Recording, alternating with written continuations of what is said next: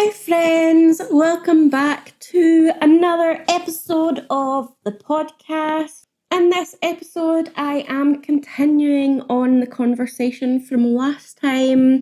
Since in the last episode, we explored spirituality as a compass for recovery, let's talk about resilience, that elastic and sometimes elusive quality that helps us to bend without breaking.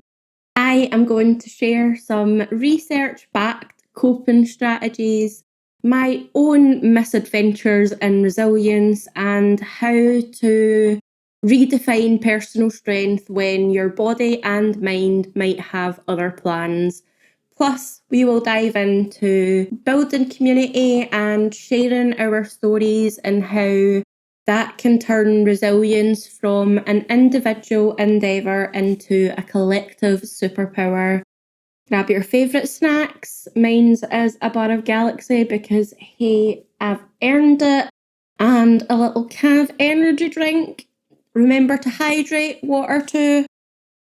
Not sponsored. Again, if you watched the euthanasia deep dive, this water is sponsored by my kitchen tap. Thank you very much, Kitchen Tap, for the lovely Scottish water you provide for me. If you would like to hear more about what I have to say, then yeah, keep on listening. I don't know, like, subscribe, do all of the good things, and let me know your thoughts down below in the comments of what I have to say. And if you want to share your own stories, as always, you can send me an email to tripleChroniclespod@gmail.com. Let's go!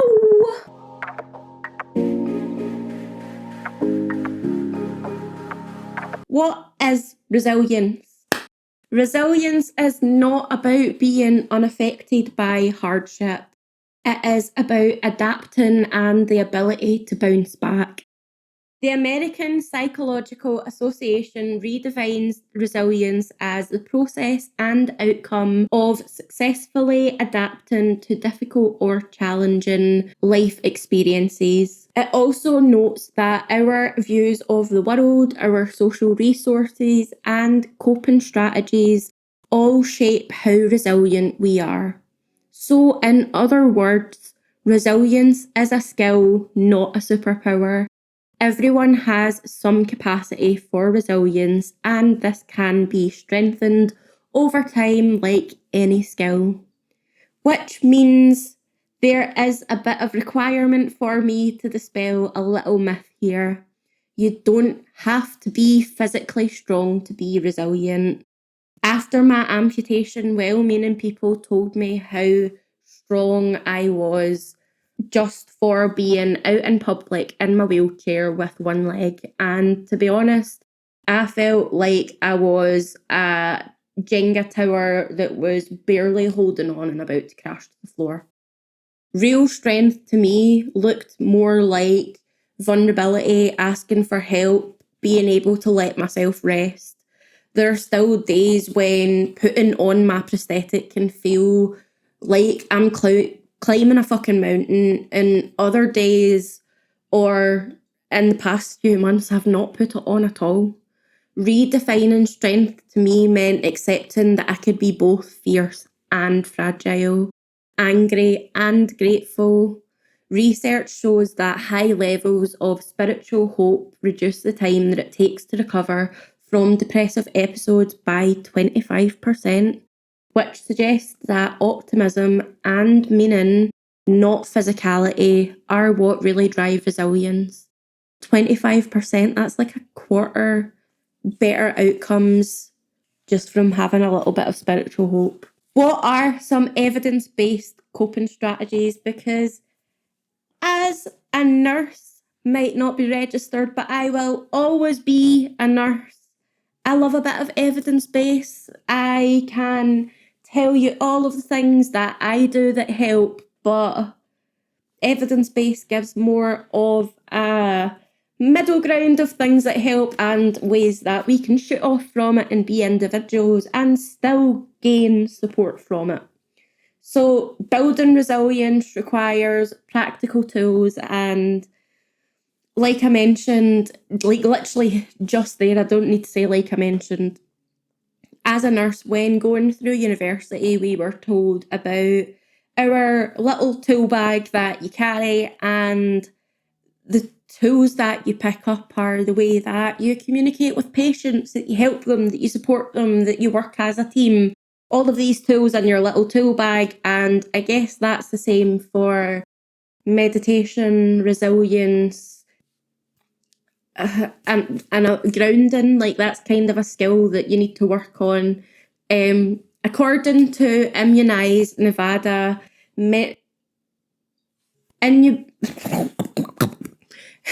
according to Immunize Nevada's mental health resource, adaptive coping strategies fall into two broad categories: problem focused and emotion focused.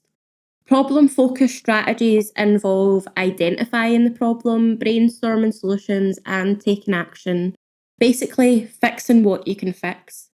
Emotional focused strategies help you to manage the feelings when the problem is not solvable yet.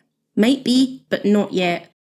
Let's break down how these two can look in practice or in real life. Problem solving skills. Identify the problem clearly. Ask yourself, what exactly here is causing me distress? When my leg broke, the problem was pretty obvious. A bone had snapped. But sometimes the problem is less clear, like feeling overwhelmed at work. Naming the problem is the first step. Brainstorm what the possible solutions are. Write down all possible actions, no matter how silly they seem. When I had phantom limb pain, my solutions included adjusting my prosthetic, trying mirror therapy, rubbing my stump, screaming into a pillow. Pillow screaming became pretty therapeutic, especially when I found out that the last stage of mirror therapy requires me not to have pain in my other leg, or good leg, only leg, whatever. Number 3, problem solving skills. You choose a solution and create a plan. Pick the most realistic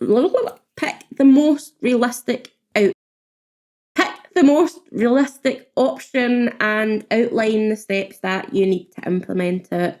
Research emphasises that problem-solving skills reduce anxiety and build a sense of control. A bit of insight for me there of why my brain fucking loves research. If your solution doesn't work, adjust. Resilience is about flexibility, not perfection. When you fail, there are always lessons to learn. Emotion regulation techniques. When you can't fix the problem immediately, you need tools to regulate your emotions. Some helpful practices can include mindfulness and breathing exercises. Taking slow, deep breaths helps to calm the nervous system. When I'm feeling really overwhelmed, used to focus on kind of 6 count inhales and 6 count exhales, whilst imagining the air flowing through my body or through the part of my body that had pain, so like my residual limb. Mindfulness meditation lowers stress hormones and does improve mood. And like I mentioned in the last episode, box breathing, the 4-4-4-4, which I do at times of stress to kind of recenter myself. There's cognitive reframing. Challenge your catastrophic thoughts by looking for alternative explanations.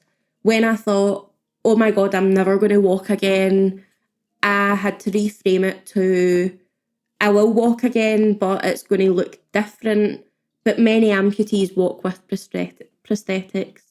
When I went to my pre-amputation appointment and they said, there's a 25% chance of you walking again, I had to hear that as I could be one of those 25%. This shift reduces anxiety and builds hope. Grounding techniques use the 5 senses to anchor yourself in the present.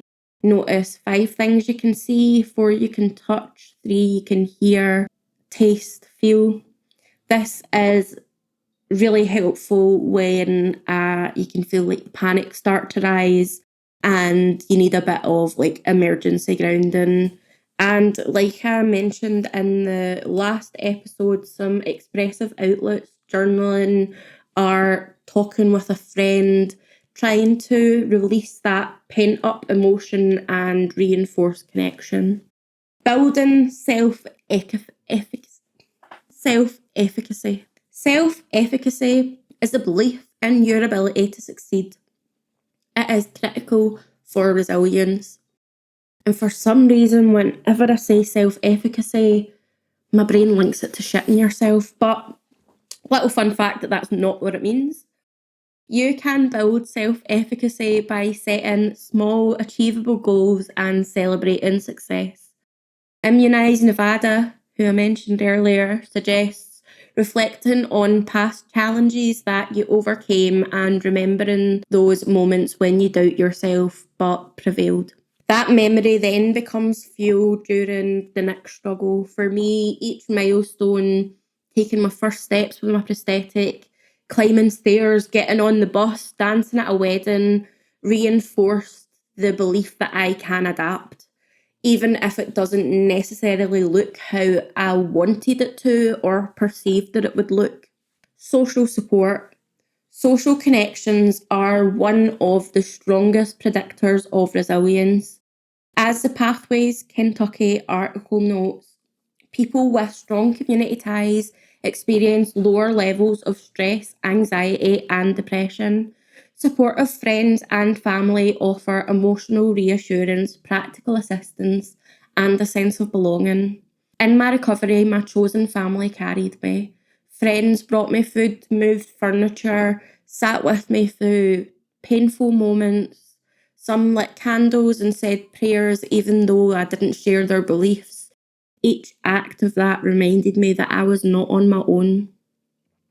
It's something that I'm coming to terms with, the fact that I have managed to create such strong bonds with people who show me love and support that at a time I wasn't sure it even existed. And it does break my heart that there are times when I openly reached out to my biological family, and in their actions, I was told that I was on my own. For example, going through therapy and being honest with my psychologist, reaching out for my family to support, only to have a phone call from my psychologist confused because she'd received a concern call from them about me. Everything they had shared, she already knew because I'd told her. The word said, get help from the mental health team, but what I heard is, we cannot be there for you. That dynamic kind of came ahead with my brother. I tried to set up a constructive conversation, invited him over, sent questions in advance, suggested my boundaries. Every attempt was met with silence or suggestion that my therapist could handle it.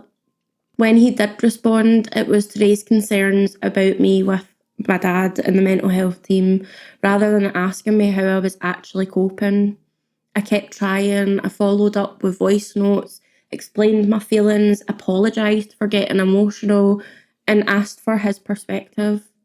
He promised to reply, but often didn't. And eventually, after weeks of miscommunication and me feeling like I was yelling into the void, he blocked me on my birthday.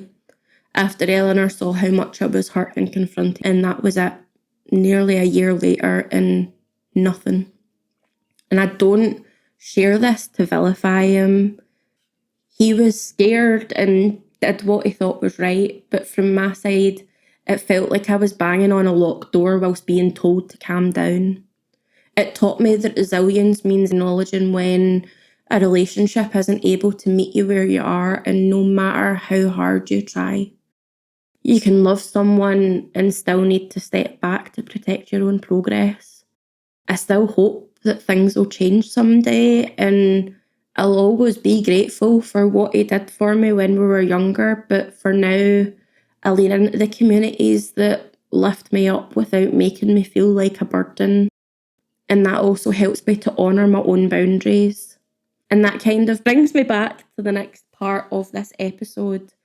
After experiencing both unwavering support and painful resistance, I realised I needed daily practices to keep myself grounded and resistant, regardless of who showed up for me.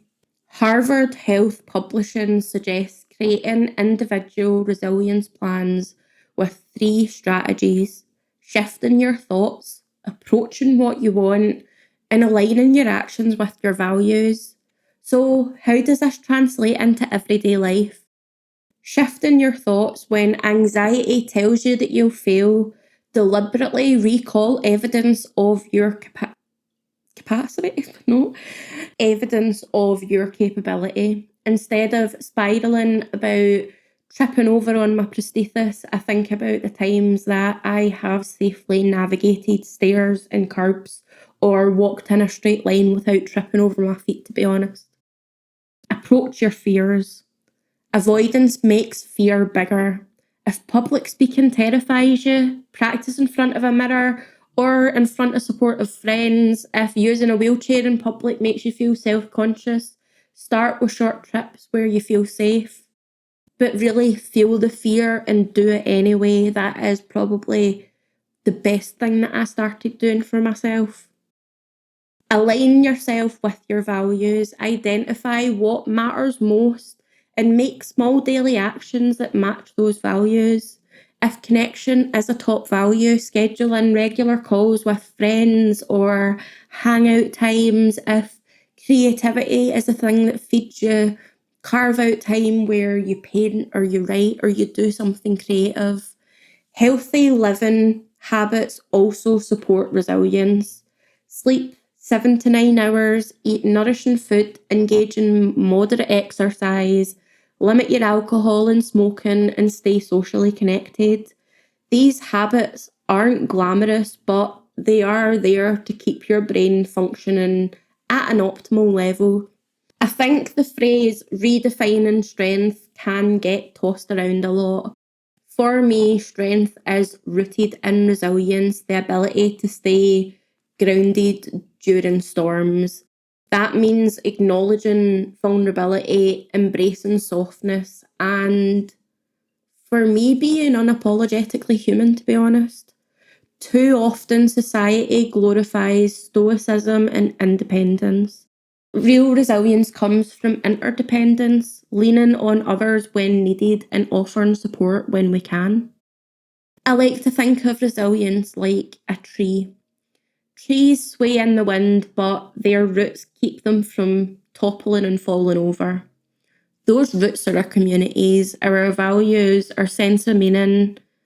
In my lowest moments, my roots were the friends that called or FaceTimed me every day, fell asleep on the phone with me, the strangers who sent me messages on social media from the support group or sent cards and gifts up to the ward when I was alone because of COVID restrictions. There was a quiet faith there that there was something better coming. There was still chance for a beautiful life for myself.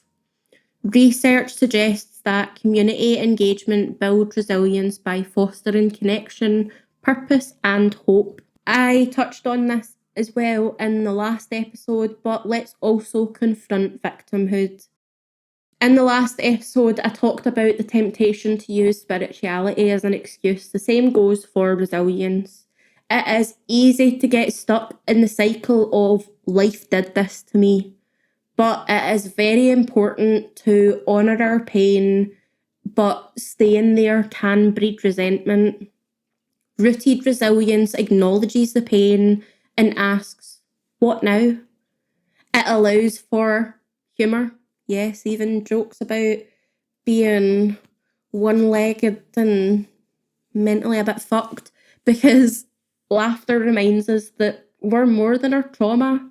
Some of my best lines come out spontaneously, like, for example, a guy on a dating app said, I was a snack, but somebody already took a bite, and I just find that fucking hilarious. Like, it is little quips that lighten heavy conversations and create spaces for authentic joy. Resilience isn't just an individual trait, it's collective. Building community through shared stories transforms isolation into solidarity. The Pathways article emphasises that promoting open conversations about mental health, volunteering together, and creating local events all strengthen communities. When we share our recovery stories, we normalise struggle and celebrate growth. That's why I started the Cripple Chronicles, to create a space where disabled people, mentally ill, mental health survivors can come and listen and feel like they're in a place without pity or platitudes. Here are some ways that you can foster building a community. Host or attend support groups online or in person. Sharing experiences with people who get it reduce stigma. I don't know if it was in this episode or the last one I mentioned about Al-Anon, and I no longer go to Al-Anon, but that was a big starting block in me getting more comfortable and speaking about things, but then also going on to mentor and offering to like stand up and do public speaking a few years ago. I could have never fucking imagined myself doing that. Never. Volunteer, whether it's making meals for somebody that's had surgery, a neighbour that struggles, somebody that doesn't see a lot of people and you go in once a week, or organising local events, joining, helping to recruit mentors.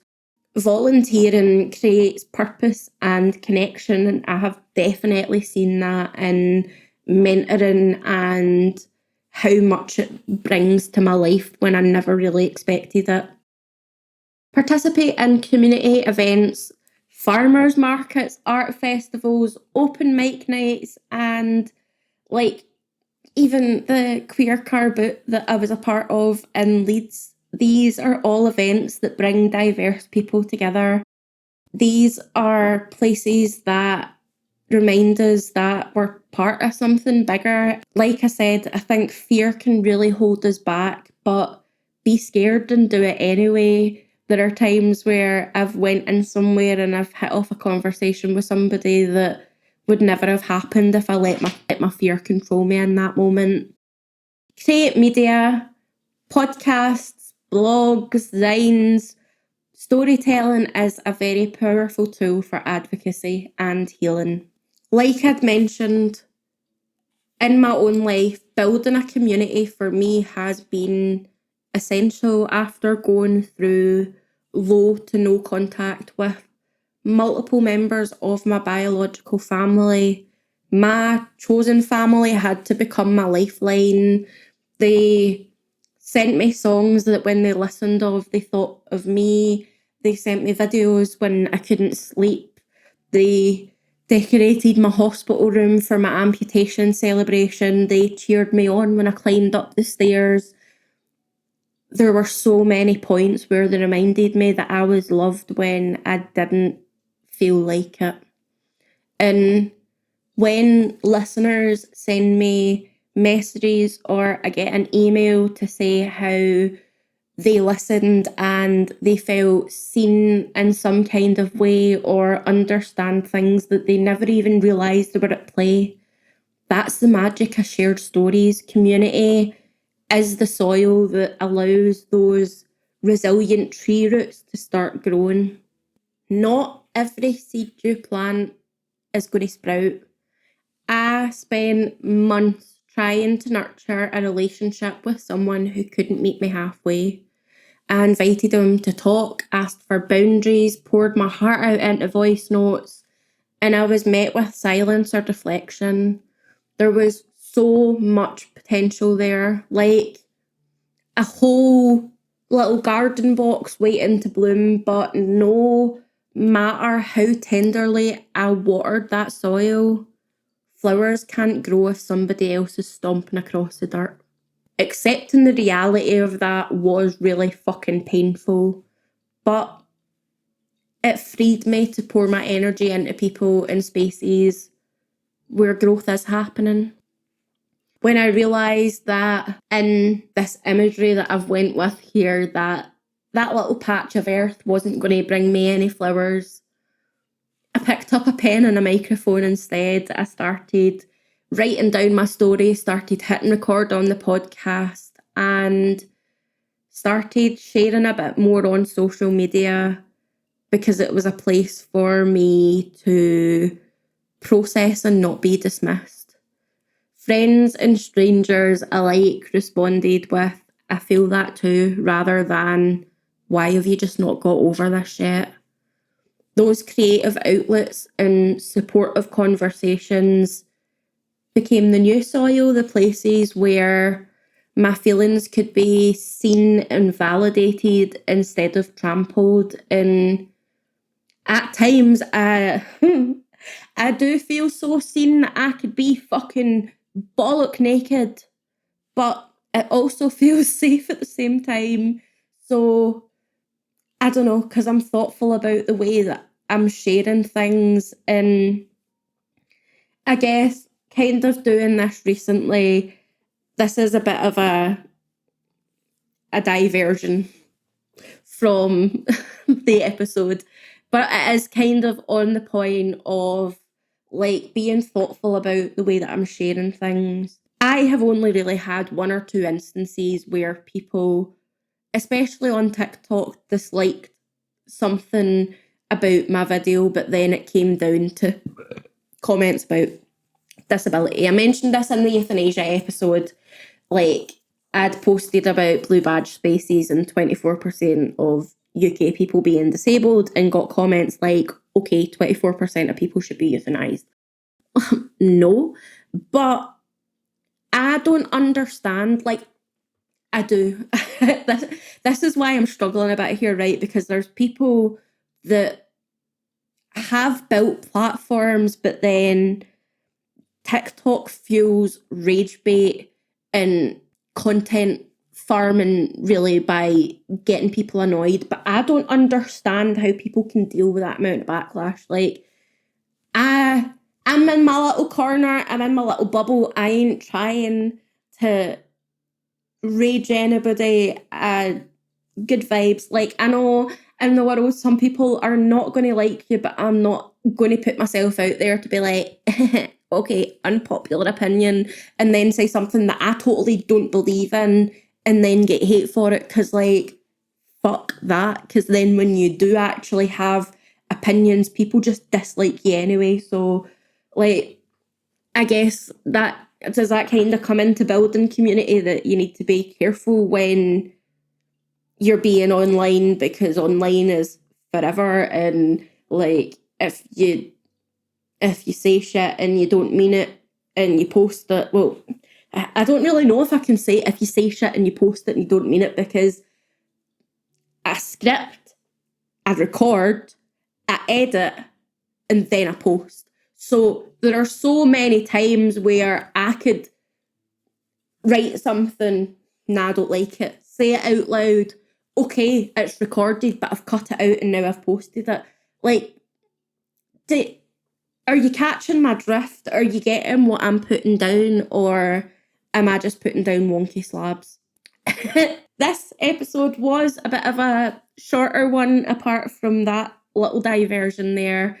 But if there's one thing to take away, it's that resilience is not about being invincible or perfect. It's about being real, flexible, and connected. You don't need to carry your struggles alone. Share them, laugh about them, let your community lift you up. And remember that it's okay to walk away from gardens that refuse to bloom, because your efforts can be better spent in soil that nourishes you. If you found this episode helpful, please subscribe, rate and review, leave a little like on YouTube, because that helps me to know that you enjoy it, I guess. Share it with someone that could use a little boost. I love to hear from you. You can put your questions down below. Any one-legged jokes you've got, I'm always happy to hear them, as long as they ain't disrespectful. You can follow me on social media at Triple Chronicles Pod. You can send me an email to cripplecchroniclespod@gmail.com. Your support helps the show to reach more people and reminds me that is what started this, as a way to cope and build a little community of people that know it's okay to speak about your feelings. Until next time, stay grounded, stay resilient, and remember, you are a strong ass, bad, non-gendered bitch. And even on the days where you don't feel like it, take care. See you next time. Bye!